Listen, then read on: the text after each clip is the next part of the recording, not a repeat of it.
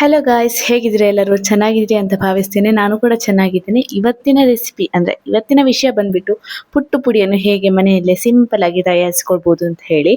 ವಿಡಿಯೋವನ್ನು ಕೊನೆವರೆಗೆ ನೋಡಲಿಕ್ಕೆ ಮರಿಬೇಡಿ, ಹಾಗೆ ಚಾನಲ್ಗೆ ಸಬ್ಸ್ಕ್ರೈಬ್ ಆಗಲಿಕ್ಕೆ ಕೂಡ ಮರಿಬೇಡಿ. ಸರಿ, ಹಾಗಾದ್ರೆ ವಿಡಿಯೋ ಶುರು ಮಾಡುವ.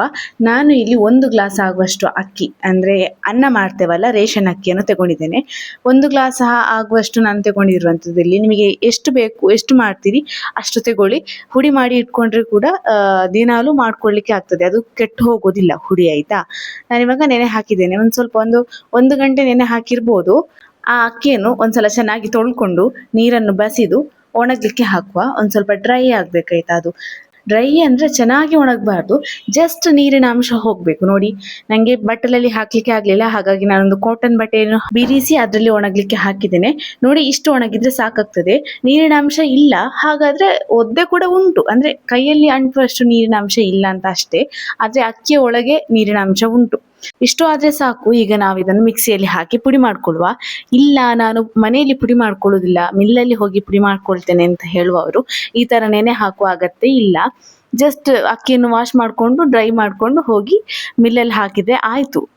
ವಾಶ್ ಮಾಡಿ ಡ್ರೈ ಮಾಡಿದ ಅಕ್ಕಿ ಇದ್ರೆ ಅದನ್ನು ಮಿಲ್ಲಲ್ಲಿ ಹಾಕಿ ರವೆ ಟೈಪಲ್ಲಿ ಪುಡಿ ಮಾಡ್ಕೊಂಡು ಬಂದ್ರೆ ಸಾಕಾಗ್ತದೆ. ನಾವಿಲ್ಲಿ ಮನೆಯಲ್ಲೇ ಪುಡಿ ಮಾಡ್ಕೊಳ್ಳೋದ್ರಿಂದ ಮಿಕ್ಸಿಯಲ್ಲಿ ಹಾಕಿ ಪುಡಿ ಮಾಡ್ತಾ ಇದ್ದೇನೆ. ಯಾವುದೇ ಕಾರಣಕ್ಕೂ ನುಣ್ಣಗೆ ರುಬ್ಬಾರ್ದು, ರವೆ ತರ ಬೇಕು. ನೋಡಿ, ದೊಡ್ಡ ರವೆ ಇರುವಂತದ್ದನ್ನು ಒಂದ್ಸಲ ಜರಡಿ ಹಿಡ್ಕೊಂಡು ಮತ್ತೆ ಮಿಕ್ಸಿಗೆ ಹಾಕಿ ಇನ್ನೊಂದ್ಸಲ ಪುಡಿ ಮಾಡ್ಕೊಳ್ಳಿ. ದೊಡ್ಡ ರವೆ ಬೇಡ, ಹಾಗೆ ನೈಸ್ ಕೂಡ ಆಗ್ಬಾರ್ದು. ಆಯ್ತಾ? ಆ ತರ ಆದ್ರೆ ಸಾಕು. ನೋಡಿ, ಎಲ್ಲವನ್ನು ಈ ತರ ಪುಡಿ ಮಾಡಿ ತೆಗೊಳ್ತಾ ಇದ್ದೇನೆ. ನೆನಪಿರ್ಲಿ, ಜರಡಿ ಹಿಡ್ಕೊಳ್ಳುವಾಗ ದೊಡ್ಡ ಕಣ್ಣಿನ ಜರಡಿಯನ್ನೇ ಇಟ್ಕೊಳ್ಳಿ. ಆಯ್ತಾ? ಇಲ್ಲಂತ ಹೇಳಿದ್ರೆ ನೈಸ್ ಆಗ್ತದೆ. ಇವಾಗ ನಿಮಗೊಂದು ಡೌಟ್ ಬಂದಿರ್ಬೋದು, ಅಕ್ಕಿಯಲ್ಲಿ ನೀರಿನಂಶ ಉಂಟು, ಹಾಗಾದ್ರೆ ಹಿಟ್ಟು ಹಾಳಾಗುದಿಲ್ವಾ ಅಂತ ಹೇಳಿ ಬಂದಿರ್ಬೋದು. ಅದಕ್ಕೆ ಕೂಡ ಒಂದು ಟಿಪ್ ಇದೆ, ನೋಡ್ಕೊಳ್ಳಿ. ಈ ಹುಡಿ ಮಾಡ್ಕೊಂಡ ಹಿಟ್ಟನ್ನು ಒಂದ್ಸಲ ಒಂದು ಬಾಣಲೆಯಲ್ಲಿ ಹಾಕಿ ಡ್ರೈ ಆಗಿ ಹುರ್ಕೊಳ್ಳಿ. ಜಸ್ಟ್ ಹುರ್ಕೊಂಡು ಇಟ್ಕೊಂಡ್ರೆ ಸಾಕು. ನೀವು ಮಿಲ್ಲಲ್ಲಿ ಹುಡಿ ಮಾಡಿದ್ದಾದ್ರೂ ಕೂಡ ಅದನ್ನೊಂದ್ಸಲ ಡ್ರೈ ಆಗಿ ಜಸ್ಟ್ ಹುರ್ಕೊಳ್ಳಿ. ಒಳ್ಳೆ ಘಮ ಬರ್ತದೆ, ಅದರಿಂದ ಡ್ರೈ ಆದ ಘಮ ಬರ್ತದೆ.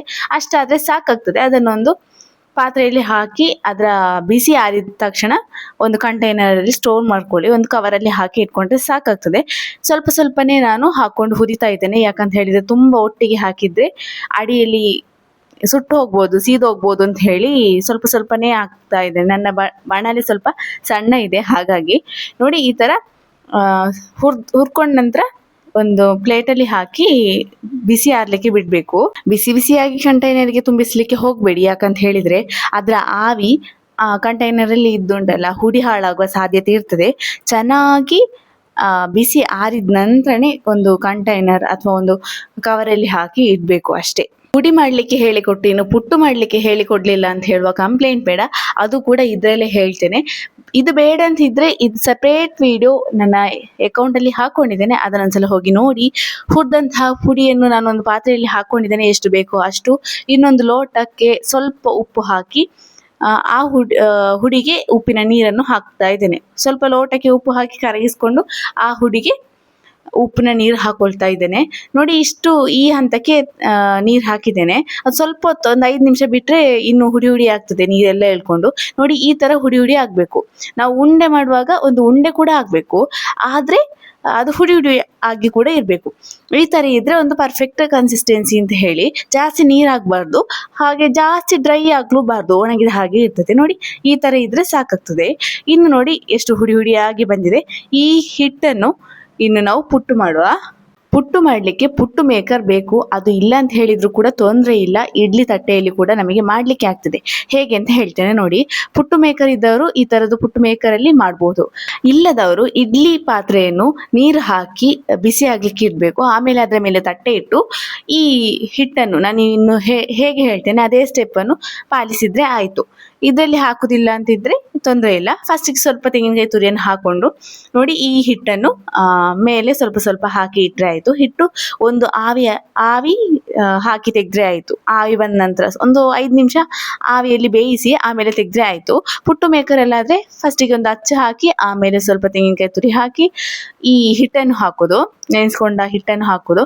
ಮಿಡ್ಲಲ್ಲಿ ಬೇಕಾದ್ರೆ ತೆಂಗಿನಕಾಯಿ ತುರಿ ಹಾಕೊಳ್ಬೋದು, ನಾನಿಲ್ಲಿ ಹಾಕ್ಲಿಲ್ಲ. ಹಿಟ್ಟನ್ನು ಫುಲ್ ಆಗಿ ಹಾಕೊಂಡು ಕೊನೆಗೆ ಸ್ವಲ್ಪ ತೆಂಗಿನಕಾಯಿ ತುರಿ ಹಾಕಿ ಅದರ ಮುಚ್ಚಳ ಮುಚ್ಚಿ ಆವಿಯಲ್ಲಿ ಒಂದು 5 ನಿಮಿಷ ಬೇಯಿಸ್ಕೊಳ್ಳುವಂಥದ್ದು. ಇಡ್ಲಿ ಪಾತ್ರೆಯಲ್ಲಿ ಮಾಡೋದಾದ್ರೆ ಕೂಡ ಹಾಗೆ ಮಾಡುವಂಥದ್ದು. ಒಂದು 5 ನಿಮಿಷ ಇಡ್ಲಿ ಪಾತ್ರೆಯಲ್ಲಿ ಆವಿಯಲ್ಲಿ ಬೇಯಿಸಿದ್ರೆ ಸಾಕಾಗ್ತದೆ. ನೋಡಿ, ಈ ಮುಚ್ಚಳದಲ್ಲಿ 2 ಹೋಲ್ ಇದೆ. ಅದು ಯಾಕೆ ಅಂತ ಹೇಳಿದ್ರೆ ಬೆಂದಿದ ಅಂತ ನಮಗೆ ಗೊತ್ತಾಗ್ಲಿಕ್ಕೆ. ಆವಿ ಮೇಲೆ ಬರುವಾಗ ಕರೆಕ್ಟ್ ಆಯ್ತು ಅಂತ, ಬೆಂದಿದೆ ಅಂತ ಅರ್ಥ. ಆಯ್ತಾ? ಚೆನ್ನಾಗಿ 1-2 ನಿಮಿಷ ಆವಿ ಬಂದ ನಂತರ 1-2 ನಿಮಿಷ ಇರ್ಲಿ, ಆಮೇಲೆ ತೆಗ್ದ್ರೆ ಆಯ್ತು. ಅದು ಬೇಯಬೇಕಲ್ಲ ಅದಕ್ಕೆ. ಆಮೇಲೆ ಮುಚ್ಚಳ ತೆಗೆದು ಈ ತರ ಹಿಂದ್ಗಡೆಯಿಂದ ಪ್ರೆಸ್ ಮಾಡಿದ್ರೆ ಆಯ್ತು. ಇಡ್ಲಿ ಪಾತ್ರೆಯಲ್ಲಿ ಮಾಡಿದವ್ರು ಏನ್ ಮಾಡುದು ಗೊತ್ತಾ, ಸ್ವಲ್ಪ ತಣ್ಣಗಾದ ನಂತರ ಇಡ್ಲಿ ತಟ್ಟೆಯನ್ನು ತೆಗೆದ್ರೆ ಆಯ್ತು. ತೆಗೆದು ಆ ಪುಟ್ಟನ್ನು ಬಾಳೆಹಣ್ಣಿನ ಜೊತೆ ಮಿಕ್ಸ್ ಮಾಡಿ ತಿನ್ಬೋದು. ನೇಂದ್ರೆ ಬಾಳೆಹಣ್ಣು ಅಲ್ಲದೆ ಬೇರೆ ಯಾವ ಬಾಳೆಹಣ್ಣು ಕೂಡ ಇದಕ್ಕೆ ಸೂಟ್ ಆಗ್ತದೆ. ಅಥವಾ ಸಾಂಬಾರ್, ಮೀನಿನ ಪದಾರ್ಥ ಯಾವ್ದಿದ್ರು ಕೂಡ ಇದಕ್ಕೆ ಸೂಟ್ ಆಗ್ತದೆ. ಇದಕ್ಕೆ ಫೇಮಸ್ ಯಾವುದು ಅಂತ ಹೇಳಿದ್ರೆ ಬಾಳೆಹಣ್ಣು. ಆಯ್ತಾ? ನಾರ್ಮಲಿ ಇಲ್ಲಿ ಕೇರಳದಲ್ಲಿ ಡೈಲಿ ಉಪಯೋಗಿಸುವಂತದ್ದು ಬಾಳೆಹಣ್ಣು. ಹಾಗಾದ್ರೆ ಬೈ, ನೆಕ್ಸ್ಟ್ ಹೊಸ ರೆಸಿಪಿ ಬರ್ತೀನಿ. ಅಲ್ಲಿವರೆಗೂ ಟೇಕ್ ಕೇರ್.